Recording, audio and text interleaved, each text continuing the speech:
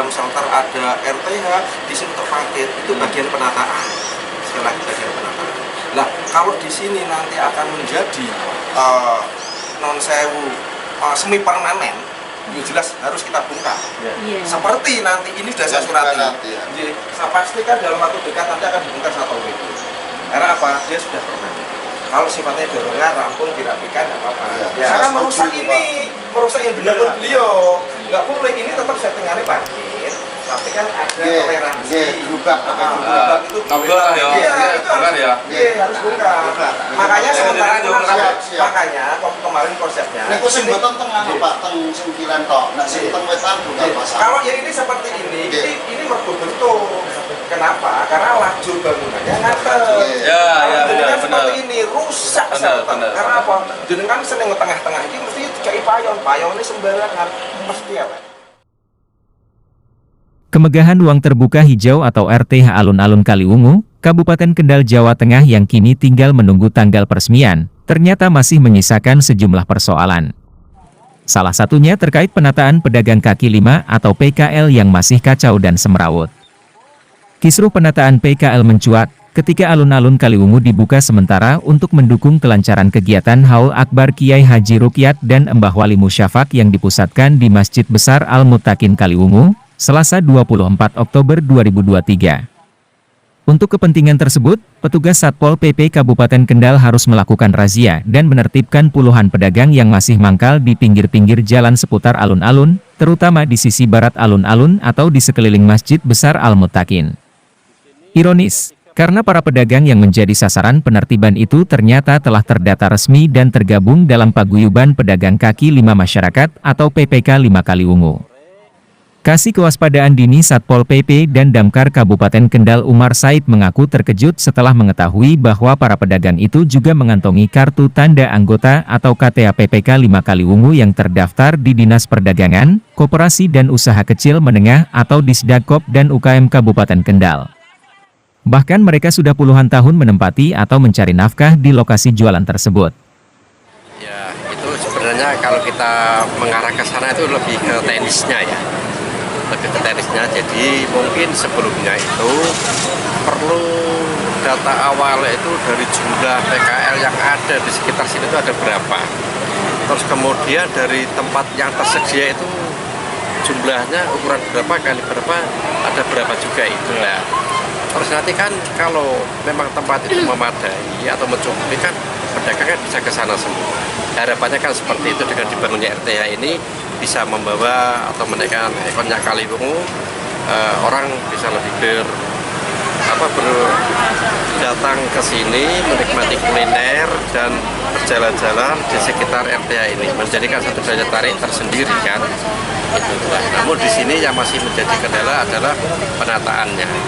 Nah, penataan ini ya memang ini melibatkan dari beberapa instansi, tidak satu atau dua instansi. Ini perlu pembahasan yang secara detail dari paguyuban. Di sini ada berapa paguyuban, ada berapa jumlah PKL-nya. Nanti kan untuk itu bisa disesuaikan dengan jumlah tempat fasilitas shelter yang sudah disediakan oleh kabupaten. Nah, disitulah nanti akan tahu, karena jumlah PKL itu kan bisa saja hari ini dengan besok berubah. Mungkin sekarang jumlahnya sekian, besok bisa bertambah atau berkurang. Pedagang iban yang musiman itu juga boleh kita anggap PKL. Karena apa? Mereka membawa dagangannya dasarnya kan ditaruh di sini. Itu nanti saya tidak bisa menjawab secara langsung karena itu bukan ranah dari kami ya. Itu harus ada satu rapat atau pertemuan, harus kita duduk bareng, kita duduk bersama, kita bahas bersama, kita cari solusi yang terbaik. Karena di sini tanggung jawabnya adalah orang mencari nafkah untuk keluarganya. Nah, ini yang perlu kita gotong bareng-bareng ya. Jadi jangan ada satu yang ini boleh, yang ini tidak. Ini jangan. Harus semuanya mendapatkan satu hak yang sama. Ketua PPK 5 Kaliwungu Santoso mengaku harus pontang-panting setiap kali petugas Satpol PP melakukan penertiban. Pasalnya, dia bersama para pedagang di bawah naungan paguyubannya itu belum bisa tertampung di shelter PKL Kaliwungu di sisi selatan alun-alun yang disediakan pemerintah kabupaten atau Pemkab Kendal. Pada dasarnya, Santoso dan para pedagang PPK 5 Kaliwungu siap ditertibkan dan ditempatkan di shelter. Namun, ketika coba masuk dan bergabung, mereka sempat ditolak oleh sejumlah oknum pengurus pedagang yang sudah lebih dulu menempati shelter, dengan alasan sudah tidak ada lapak yang tersisa.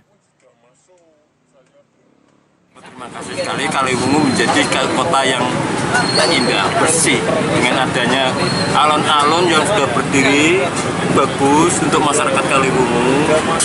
Yang paling terpenting adalah bahwa kami para pedagang kaki lima itu diadopsi, mau dikemanakan, mau ditempatkan di mana, monggo. Kami ikut bergabung ke mana-mana juga mau. Jadi kami juga pedagang sendiri punya paguyuban. Paguyuban kami itu sudah lama. Sebelum alun-alun itu direalisasikan sampai sekarang, dan sekarang sudah direalisasikan, saya sangat senang. Termasuk Kaliwungu jadi ramai. Tapi kami mau kemana kalau kami dibersihkan? Ya kami minta tolong atau mohon kepada panjenengan dari pemerintah, kami ditempatkan di mana, serah dan macam anggota maunya kemana. Tanpa mengurangi kebanggaannya terhadap keberadaan RTH alun-alun Kaliwungu yang kini berubah wajah menjadi semakin megah dan indah, Santoso pun bertekad meneruskan nasib rekan-rekan PKL-nya kepada Bupati Kendal Diko M. Ganinduto. Perjuangan Santoso tak sia-sia. Dia berhasil bertemu dan wadu secara langsung kepada Bupati Diko Ganinduto selepas sholat Jumat di Masjid Besar Al-Muttaqin 27 Oktober 2023, usai orang nomor 1 di Kabupaten Kendal itu melakukan pengecekan RTH alun-alun Kaliwungu. Menyikapi keluhan Santoso kala itu, Bupati Diko Ganinduto bahkan langsung menawarkan untuk mengagendakan audiensi bersama para pedagang di rumah dinasnya. Pasar sore itu gimana? Sekarang jualannya di mana? Ya jualannya selama puluh tahun dari kecamatan sampai di Kalibendo. Jadi lagi paguyuban. Berapa orang paguyuban? Ada lebih dari 100 Pak. Dari dulu. Ya, ini yang sekarang Ibu Margasi, terus Ibu Lydia, terus Ibu siapa itu? Mirna yang baru ini panjenengan bisa terrealisasi untuk pembangunan shelter itu. Dan kami masyarakat Kaliwungu sudah bersyukur, matur. Tapi tempatnya kurang, itu mohon maaf Pak. Jadi kami nanti kan paguyubannya diatur audiensi sama saya, nanti baru kita diskusi ya, nanti rumah-rumah ya. Sama. Menindaklanjuti arahan Bupati Diko M. Ganinduto pada saat audiensi dengan sejumlah perwakilan pedagang di rumah dinas Bupati, Kamis 9 November 2023, Kepala Disdakop dan UKM Kabupaten Kendal Tony Ariwibowo menegaskan, secara prinsip seluruh pedagang dipastikan akan ditampung di shelter. Termasuk PKL yang masih mangkal di sekeliling Masjid Besar Al-Muttaqin Kaliwungu. Untuk penataan ulang tersebut, Tony siap melakukan koordinasi dengan dinas-dinas terkait, yaitu Dinas Lingkungan Hidup atau DLH, Dinas Perhubungan atau Dishub, serta Satpol PP dan Damkar. Untuk keluhan pedagang yang ada di seputaran alun-alun Kaliwungu, prinsip munculnya alun-alun Kaliwungu berbarengan dengan shelter. Jadi shelter itu tujuannya adalah membantu teman-teman yang dulu berjualan, kita pindahkan di shelter. Nah, ternyata ada beberapa pedagang yang belum tak akomodir. Jadi bukan di lingkaran, sekali lagi bukan di lingkaran alun-alunnya, tapi di luar alun-alun. Berarti apa? Di situ ada masjid, berarti posisinya ada di sekitar masjid. Nah, ini mengharapkan untuk bisa masuk di shelter.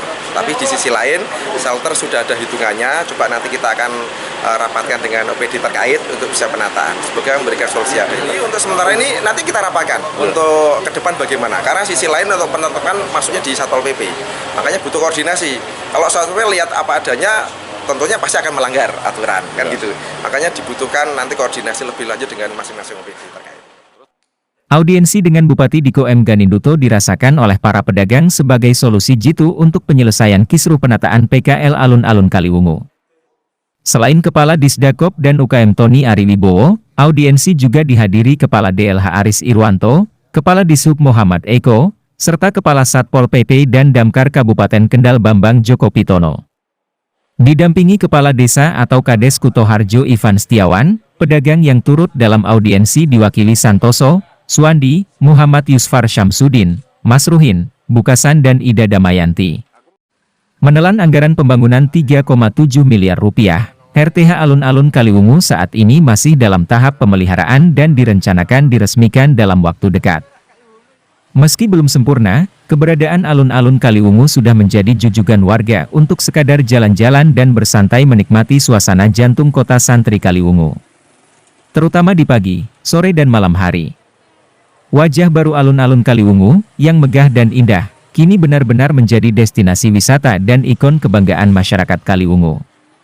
Apalagi, Kaliwungu merupakan sedikit atau bahkan satu-satunya dari total 20 kecamatan di Kabupaten Kendal, yang memiliki alun-alun semegah dan seindah ini.